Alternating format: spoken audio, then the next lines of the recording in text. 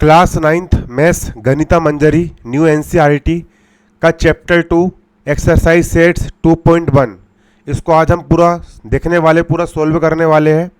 पहला क्वेश्चन है फाइंड, ये क्वेश्चन आप देख सकते हो। पहला क्वेश्चन यहाँ पर बोल रहा है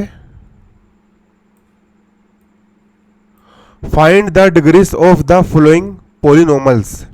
यहाँ पर देख सकते हो 4 पोलिनोमल्स दिए गए हैं, 1 2 3 4, और आपको इन चारों पोलिनोमल्स की आपको डिग्री बताना है। क्या बताना है? डिग्री। आपको इन चारों पोलिनोमल्स की क्या बताना है? डिग्री बताना है। तो प्यारे बच्चों, पोलिनोमल्स की डिग्री आप कैसे बताओगे? आप यहाँ पर समझ सकते हो, बहुत आसान है और बहुत ईजी है। जैसे कि आप देख सकते हो ये वाला जो पोलिनोमल्स है, यहाँ पर जो एक्स वाला टर्म है और यहाँ पे जो वाई, यहाँ पर भी एक्स वाला टर्म है, तो आपको हमेशा x, जैसे कि यहाँ पर लिखा हुआ है x लिखा हुआ है x, और यहाँ भी x लिखा हुआ है, यहाँ y लिखा हुआ है y लिखा हुआ है। जो x लिखे होते हैं और x y z जो लिखे होते हैं, इनको वेरिएबल्स बोलते हैं। x का मतलब वेरिएबल्स, ये भी वेरिएबल्स है, ये भी वेरिएबल्स है, ये भी वेरिएबल्स है, ये भी वेरिएबल्स है। याद रहेगा, एक्स जो जहाँ जिसमें एक्स लिखा होता है ये वेरिएबल्स है, ये भी वेरिएबल्स है। ठीक है, ये भी वेरिएबल्स है, ये भी वेरिएबल्स है, ये भी वेरिएबल्स वाला टर्म है। और जिस टर्म में एक्स वाई जेड नहीं लिखा होगा, सिर्फ नंबर्स लिखे होंगे, उसको हम बोलेंगे कांस्टेंट। तो यहाँ पर 3 कांस्टेंट है, यहाँ -1 कांस्टेंट है, यहाँ -9 कांस्टेंट है, यहाँ -3 कांस्टेंट है। तो आपको इतना समझना है कि वेरिएबल्स किसको बोलेंगे? जहां पर x, y या z लिखा होगा उस टर्म को हम बोलेंगे वेरिएबल्स। जैसे ये भी वेरिएबल्स, ये भी वेरिएबल्स, ये भी वेरिएबल्स, ये भी वेरिएबल्स, ये भी वेरिएबल्स। और कांस्टेंट किसको बोलेंगे? जहां पर x, y, z नहीं लिखे होंगे। तो ये कांस्टेंट है, ये कांस्टेंट है, ये कांस्टेंट है। आया आपको तो समझ में? अब हमको यहाँ पर डिग्री फाइंड करना है कि इस पोलिनोमल्स की डिग्री कितनी है। डिग्री, तो डिग्री फाइंड करने के लिए प्यारे बच्चों, डिग्री फाइंड करने के लिए आपको वेरिएबल्स की सबसे बड़ी पावर देखना है। जैसे कि यहाँ पर वेरिएबल्स x है, यहाँ पर भी वेरिएबल्स x है, लेकिन x की सबसे बड़ी पावर क्या है? तो x की सबसे बड़ी पावर यहाँ पर 2 है। यहाँ पर x की सबसे बड़ी पावर क्या है? 2 है। तो इसकी डिग्री क्या हो जाएगी? DEGREES। इसकी डिग्रीज क्या हो जाएगी? इसकी डिग्रीज हो जाएगी 2। ये हो गया इसका आंसर। अगर यहाँ पर x की सबसे बड़ी पावर अगर 3 लिखी होती तो इसकी डिग्री क्या हो जाती? 3 हो जाती। लेकिन यहाँ पर 3 नहीं लिखा है, यहाँ पर 2 लिखा है, इसलिए इसकी डिग्री क्या होगी? इसकी डिग्री होगी यहाँ पर 2। आया आपको समझ में? उसी प्रकार देखोगे y की पावर 3 + 2y-1, यहाँ पर वेरिएबल्स y है, तो y की सबसे बड़ी पावर क्या है? तो y की सबसे बड़ी पावर यहाँ पर 3 है, तो इसकी डिग्री क्या हो जाएगी? 3। DEGREES। इसकी डिग्री हो जाएगी आपकी 3। इसको लिखते हुए चलिए, नोट्स बनाते हुए चलिए। अब इसकी डिग्री कितनी होगी? तो यहाँ पर आप देख सकते हो, यहाँ पर वेरिएबल्स है ही नहीं। यहाँ पर वेरिएबल्स है क्या? नहीं है ही नहीं। ना तो यहाँ पर x है, ना तो यहाँ पर y है। तो पावर किसकी देखेंगे हम? कांस्टेंट की पावर नहीं देखते, सिर्फ वेरिएबल्स की पावर देखते। जैसे कि यहाँ पर वेरिएबल्स की पावर 2, यहाँ वेरिएबल्स पावर, यहाँ वेरिएबल्स है ही नहीं। जब वेरिएबल्स है ही नहीं तो इसकी डिग्री हो जाएगी 0, मतलब 0। तो इसकी डिग्री क्या हो जाएगी? इसकी डिग्री हो जाएगी 0। उसी प्रकार यहाँ पर वेरिएबल्स क्या है? 4z है, यहाँ वेरिएबल्स है 4z। यहाँ पर z की पावर कितनी है? z की पावर कुछ नहीं, मतलब 1 है। जिसकी पावर कुछ नहीं होती वहाँ पर 1 छुपा होता है, तो इसकी डिग्री क्या हो जाएगी? इसकी डिग्री हो जाएगी 1। पूरा डिग्री करके आप इस तरीके से लिख लेना। ठीक है, आया आपको यहाँ पर डिग्री वाला समझ में?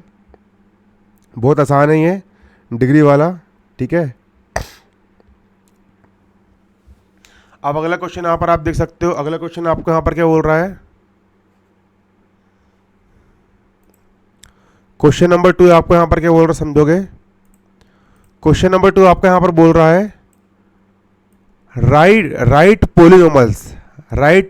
पोलिनोमल्स लिखिए। पोलिनोमल्स लिखिए of degree 1, 2 and 3।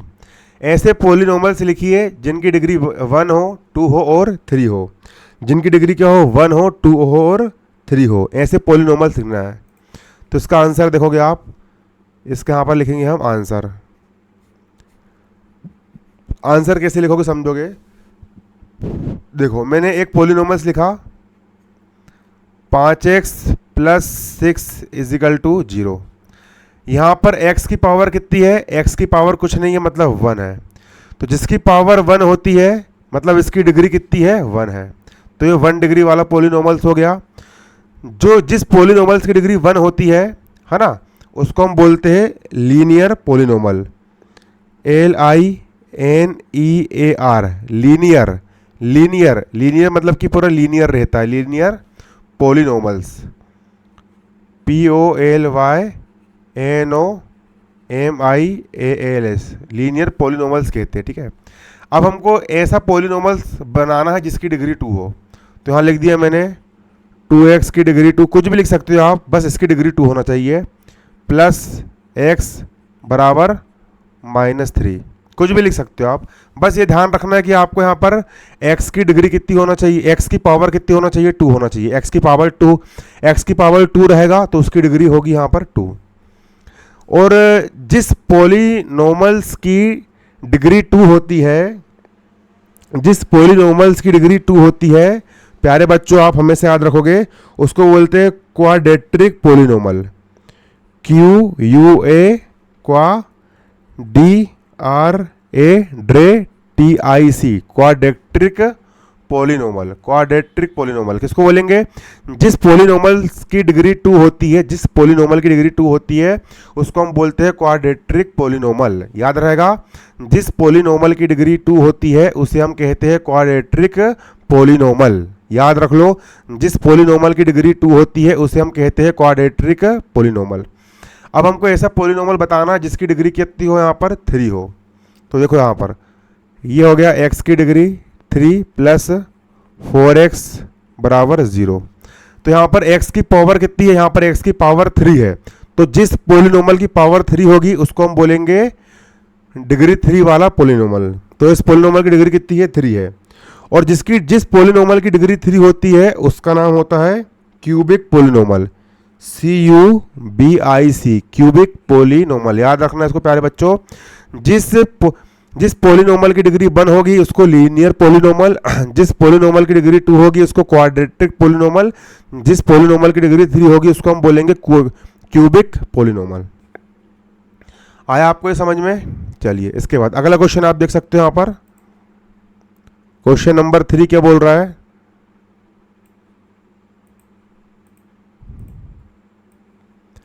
Question number 3 बोल रहा है व्हाट आर द, मतलब क्या है, कॉफिशिएंट्स आपको कॉफिशिएंट्स बताना है। कॉफिशिएंट्स बताना, क्या बताना है, कॉफिशिएंट्स ऑफ x की पावर 2, x की पावर 3। आपको x की पावर 2 का कोफिशिएंट्स बताना है और x की पावर 3 का आपको कोफिशिएंट्स बताना है। किस पोलिनोमल में, इस पोलिनोमल में। तो इस पोलिनोमल में आप सबसे पहले ये देखो कि x की पावर 2 कहाँ लिखा है। तो इस पोलिनोमल में x की पावर 2 ये लिखा है, x की पावर 2 ये लिखा है। तो x की पावर 2 में जो नंबर जुड़ा रहेगा वही इसका कोफिशिएंट्स होगा, वही इसका क्या होगा, कोफिशिएंट्स होगा। तो इसका आंसर लिख लेंगे हम, इसका आंसर लिख लेंगे COEFFIECEN,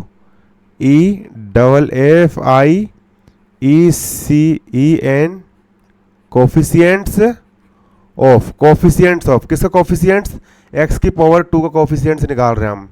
x की पावर 2, x की पावर 2 का कोफिशिएंट्स निकालेंगे हम। तो x की पावर 2 का कोफिशिएंट्स, x की पावर 2 में किसका मल्टीप्लाई हुआ है, 6 का हुआ है ना, 6 का। तो x की पावर 2 का, x की पावर 2 में 6 का मल्टीप्लाई हुआ है, तो x की पावर 2 का कोफिशिएंट्स हो जाएगा यहाँ पर 6। इसी प्रकार हमको निकालना है x की पावर 3 का कोफिशिएंट्स। तो यहाँ भी लिख लेंगे FFIECENTS, कोफिशिएंट्स ऑफ x की पावर 3। हमको निकालना है x की पावर 3 का कोफिशिएंट्स। तो यहाँ पर x की पावर 3 में किसका मल्टीप्लाई हुआ है, x की पावर 3 में हुआ है -3 का मल्टीप्लाई। x की पावर 3 यहाँ लिखा है x की पावर 3, एक्स की पावर 3 में -3 का मल्टीप्लाई हुआ है, तो एक्स की पावर 3 का कोफिशिएंट हो जाएगा -3। ये लिख देंगे यहाँ पर हम -3। ये हो गया इसका आंसर। अब कई सारे बच्चे बोलेंगे +6 क्यों नहीं लिखे, तो पहले बच्चों प्लस को लगाओ ना लगाओ बात बराबर रहती है, ठीक है। ये हो गया, समझ में आ गया आप लोग को।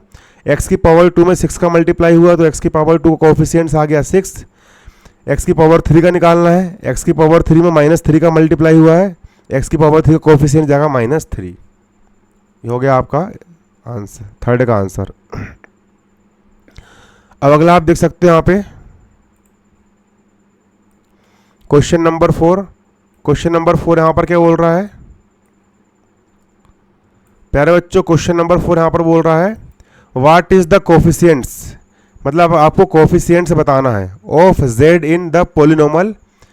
ये जो पोलिनोमल दिया है आपको 4z³ + 5z² - 11, इसमें आपको z का कोफिशिएंट्स बताना है। किसका? z का आपको बताना है कोफिशिएंट्स। तो प्यारे बच्चों यहाँ पर z² भी है, z की पावर 3 भी है, लेकिन सिंगल z इसमें कहीं पर भी नहीं है। यहाँ पर सिंगल z कभी है क्या? नहीं है। जब यहाँ पर z है ही नहीं, तो z का कोफिशिएंट्स हो जाएगा 0। तो यहाँ क्या लिखेंगे हम? इसका आंसर लिखेंगे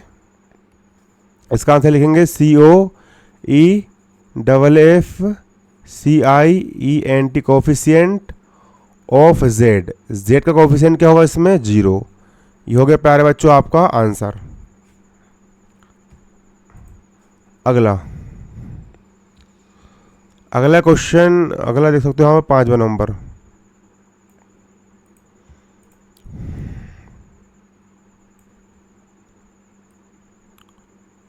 ये देखो, what is the constant term of the पोलिनोमल्स।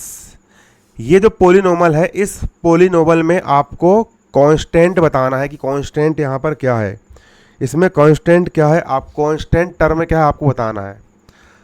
तो पोलिनोमल हमको क्या दिया है, इसका आंसर लिखेंगे। हमको पोलिनोमल दिया है 9x की पावर 3 + 5x² - 8x - 10, ये हमको पोलिनोमल दिया है। हमको क्या बताना है? कांस्टेंट टर्म बताना है। क्या बताना है? Constant term. तो प्यारे बच्चों, कांस्टेंट का मतलब जो होता है, जैसे कि इसमें x लगा हुआ है, तो ये टर्म जो है, ये भी टर्म है, ये भी टर्म है, ये भी टर्म है, ये भी टर्म है। अब ये जो टर्म है इसको हम वेरिएबल्स बोलेंगे, ये टर्म को भी हम वेरिएबल्स बोलेंगे, ये टर्म को भी हम वेरिएबल्स बोलेंगे। जहाँ पर x y z कुछ भी जुड़ा हुआ होता है उसको हम बोलेंगे वेरिएबल्स। लेकिन 10 में देख सकते हो ना तो x लगा है, ना y लगा है, ना z लगा है। तो जहाँ पर कुछ भी नहीं लगा होता उसको हम बोलेंगे कांस्टेंट टर्म। क्या बोलेंगे इसको हम? Constant term. तो यहाँ पर कांस्टेंट टर्म है -10। क्या है? -10। कांस्टेंट टर्म हो जाएगा यहाँ पर -10। ये आ गया आपको समझ में? ये हो गया। तो recall the polynomial of degree 1 are called. तो प्यारे बच्चों, चैप्टर ये हो गया आपका एंड।